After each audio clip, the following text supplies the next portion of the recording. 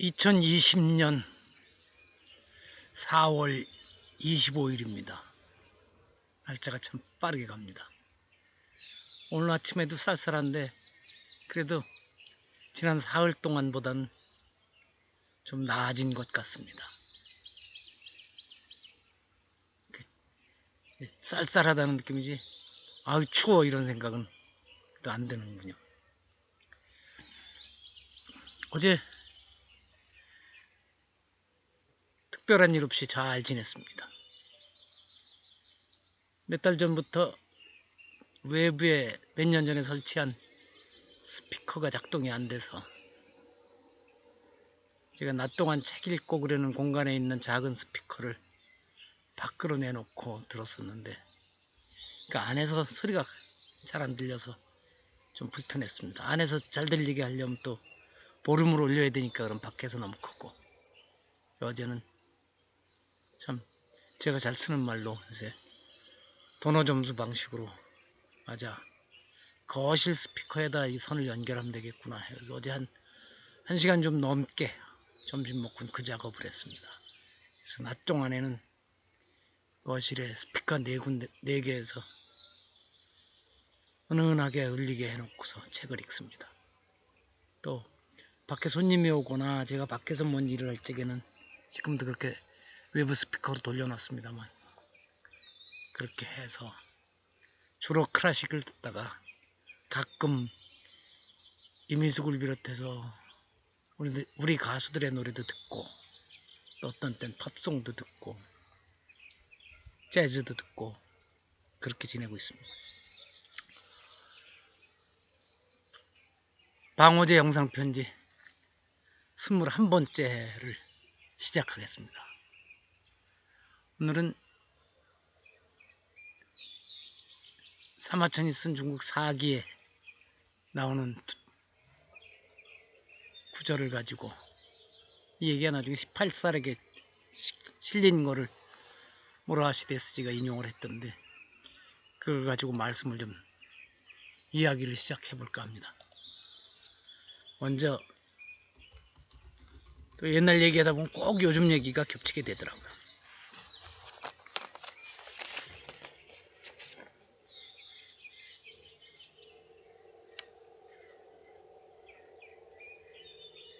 방민지구 심어방천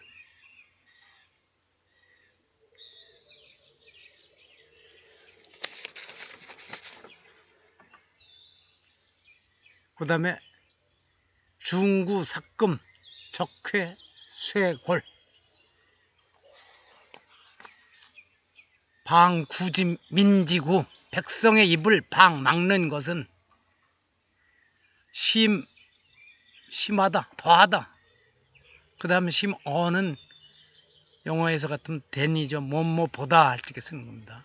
심어방천 강물을 가로막는 것보다도 더 위험하다.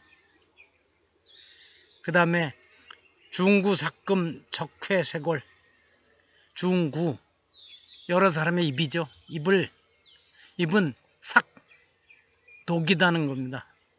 쇠나 이런 것들을 삭금 쇠도 녹이고 적회 쇄골 뭐가 쌓여요. 회방 또 누구죠? 회절시키다 누군가를 해치는 말들입니다. 헐뜯는 말이 쌓이면 뭐야 뼈도 깎아낸다. 뭐 결국은 조금은 다르면서도 같은 얘기죠. 수많은 사람들의 입에서 나오는 말들이 모이면 쇠를 녹일 수도 있고 뼈도 깎아내고 그렇다고 해서 그들의 말을 막는다고 하는 것은 강물을 가로질러 댐을 막는 것보다도 더 어렵다 이랬습니다. 보라시데스지는 이렇게 했어요. 백성의 입을 막는 것은 강물을 막아 흐르지 못하게 하는 것보다 더 위험한 짓이다. 일시적으로 강물을 막을 수 있지만 일단 제방이 무너지면 반드시 막대한 피해를 가져오는 법이다. 언론의 자유를 박탈한다면 더욱 위험하다. 중국의 주나라 마지막 여왕의 함구 정책을 잘못이라고 간했던 말에서 이것이 출처가 나왔습니다. 2015년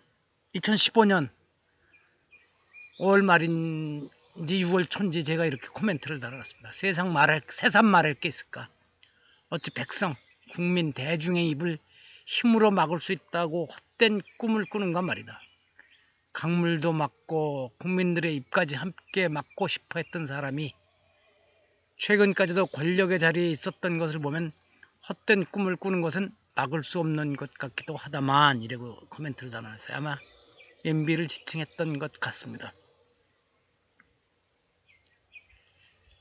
물론 요즘은 토목기술이 발달해서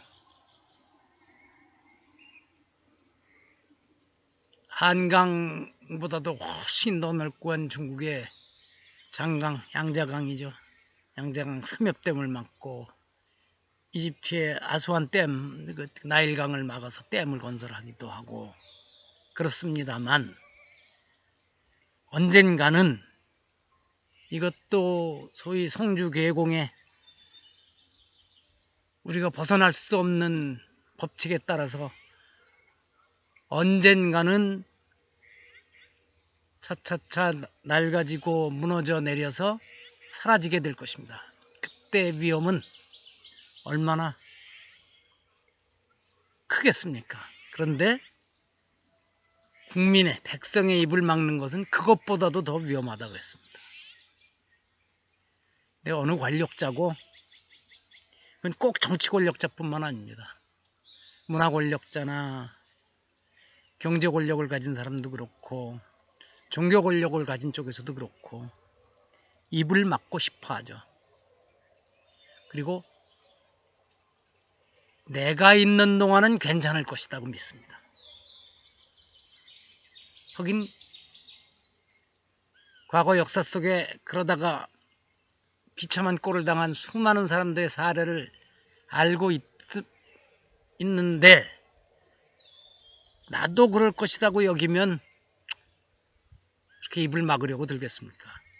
모두 한결같이 나는 괜찮을 것이다, 저기까지만 막으면 된다, 이러다가 어려운 꼴을 당하는 것입니다. 오늘날인들 안 그러겠습니까? 우리나라의 경우에는 이제 과거에 중앙정보부, 안기부, 지금은 국정원인가요? 이름이 바뀌어가서 또 뭐 이름이 바뀐 것 같습니다만, 또 보안사, 방첩대, 기무사, 경찰 이런 데서 그 입을 막으려고 막대한 예산을 쓰고 고문도 하고 죄 없는 사람도 갖다 가두고 했었지만 결국은 막지 못했었죠.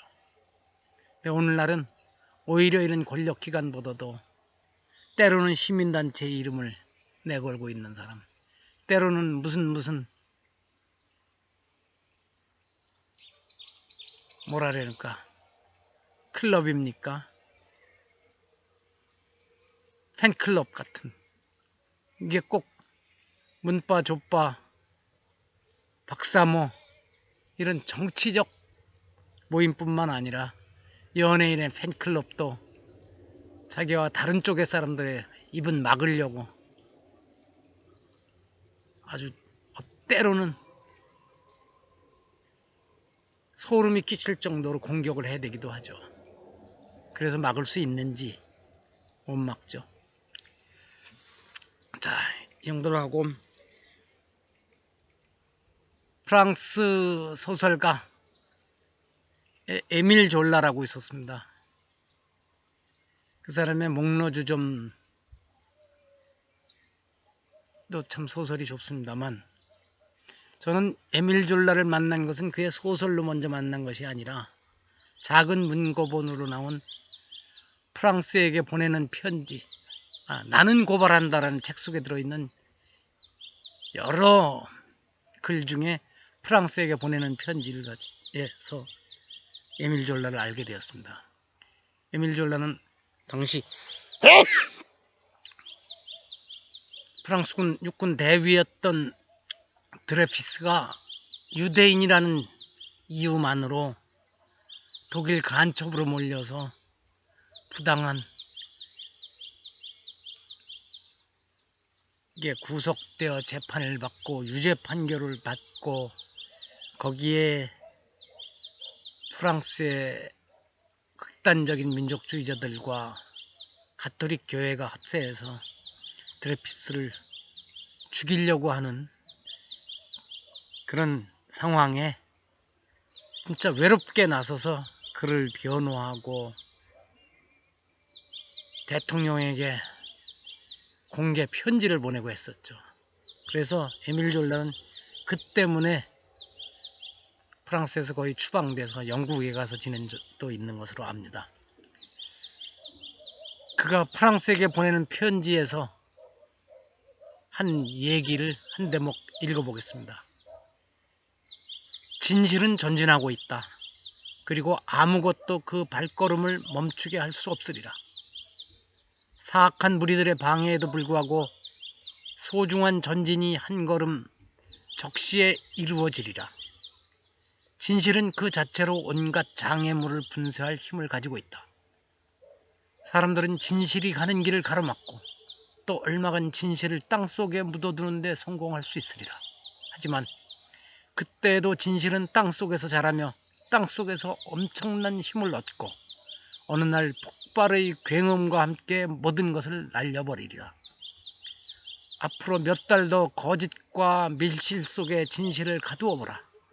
그러면 그대들은 더할 나위 없이 무서운 재앙을 준비했음을 곧 알게 되리라. 이 프랑스에게 보내는 편지 말고도 나는 고발한다라는 그 작은 책 속에 들어있는 여러 글 중에는 그 대목을 읽는 순간 진짜 그 폭발음이 울리면서 땅속에 억지로 묻어두려고 하던 진실이 폭발해 나와서 모든 것을 날려버리는 그런 상상을 머릿속으로 하게 되더라고요. 제가 이 글은 아마 2015년 후반기에 읽었을 텐데 그때 모 단체 이사장을 하고 있던 S대 법대 출신의 못돼 먹은 이사장을 일단 대놓고 한번 그런 얘기를 했습니다. 당신이 이러고 있다가 언젠가 폭발해서 모든 거 날려버릴 거라고. 그리고 그 다음에는 그를 소재로 한 짧은 소설도 연재한 적이 있었죠. 그렇고 글쎄 끝까지 감추어지는 진실이 있다고 믿고 싶을 겁니다. 물론 우리 살아있는 동안에 내가 살아있는 동안에 까지는 감추는 경우도 있지만 언젠가는 또 드러날 것이라고 수천 년 수만 년이 지난 다음에도 드러날 수 있을 것이라고 믿어야 세상을 그래도 바르게 살게 되지 않을까 하는 그런 생각을 해봅니다. 하여튼 세상이 좋아져야 되는데 그렇게 좋아지지가 않네요.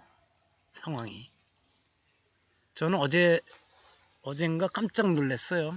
제가 신문도 안 보고 원래 TV는 없이 산 지가 오래됐지만 어쩌다가 이렇게 포털 사이트 들어가서 뉴스의 제목은 훑어봅니다. 네, 어제였을 텐데 소위 문바들이 정세균 총리를 공격하는 글들을 올려대고 있다고 했더라고요. 그래서 그 뉴스는 좀 살폈습니다. 그 이유가 아마 총리가 이번에 재난지원금인가 나오는 이거를 대통령부터 앞장서서 아마 기부운동을 벌이자고 했던 모양입니다. 뭐 그렇게 할 수 있죠. 저는 그런 걸 그렇게 기부운동 벌이고 그러는 데 대해서는 동의하는 사람이 아닙니다. 기부운동이라 그러지만 결국 그러다 보면 거의 강제적이 될 수밖에 없는, 우리가 과거에 얼마나 많은 성금을 강제로 냈었습니까? 아들, 딸은 학교에서 내고, 아버지, 엄마는 동네에서 내고, 직장에서 또 내고, 성금, 헌금이지만, 이름은 그렇지만 실제로는 거의 반강제적이었던 그런 기억이 많이 남아 있어서 암만 좋은 뜻으로 시작하는 운동이라고 하도 이번에 그것을 성금으로 어려운 사람을 돕는다는 이유로 그러면서 다음에 누구누구를 지목하면 그 지목받은 사람이 어떻게 나는 못 내겠다고 버티겠습니까? 그래서 이거는 저는 동의하지 않습니다. 물론 그 일을 하는 사람들의 순수한 마음을 이해하지 못하는 바도 아니고 그들에게 그러지 말라고까지 말을 하고 싶은 생각은 없습니다. 하지만 저는 그 일에 동참할 생각은 현재로선 없습니다. 제가 마음이 내키면 그런 지목을 받지 않아도 할 수 있는 것이지만 하여튼 그렇습니다. 그래서 이 사람들이 심하구나. 이게 대통령을 위하는 길일까? 그리고 요즘 툭하면 경제부총리한테도 그렇고 어디 검찰총장한테도 그렇고 대통령 말을 왜 안 듣느냐 하는데 저는 실은 대한민국이 잘 되려면 장관들이 대통령 말을 안 듣는 게 또 자주 있어야 한다고 생각합니다. 이러면 안 된다고 앞에서 조목조목 따지고 얘기할 수 있어야 한다고 생각합니다. 박근혜 정권이 그렇게 무너지고 본인도 몇 년째 감옥에 갇혀 있게 된 데에는 대통령의 말을 모두 들어야 된다고 강제로 몰고 갔던 그 분위기가 크게 작용을 했었던 것이라고 저는 보기 때문입니다. 오히려 지금도 국무회의 석상이 됐던 대면 보고 석상에서 치열하게 대통령과 장관이 아니면 총리가 불꽃 튀기며 논쟁을 벌였으면 좋겠습니다. 그리고 결론을 내줬으면 좋겠습니다. 지금처럼 뒷말로 누가 말을 안 듣는 데더라 이래놓고는 또 지지자들이 웅성웅성 해가지고 독화살을 날려대는 이런 일들은 멈추어 주면 좋겠고 그런 일이 멈춰져야 오히려 정권도 안정되고 대통령의 미래도 안전할 것이라고 저는 그렇게 믿습니다. 하여튼 이런저런 정치 얘기는 가능한 이제 좀 줄여야 되는데 이렇게 또 했습니다. 지난 며칠은 많이 추웠죠.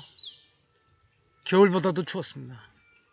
제가 낮 동안 책 읽는 방에도 히터를 돌려도 어떻게 추운지 겨울에는 이러지 않았는데 하는 생각을 했는데 나중에 생각을 해보니 겨울에 그 정도 온도였으면 오히려 따뜻하다고 느끼는데 이미 찾아온 봄에 몸이 익숙해져서 다시 추운 날씨에 몸이 익숙해져 가기가 시간이 걸리고 어려웠던 것 같습니다.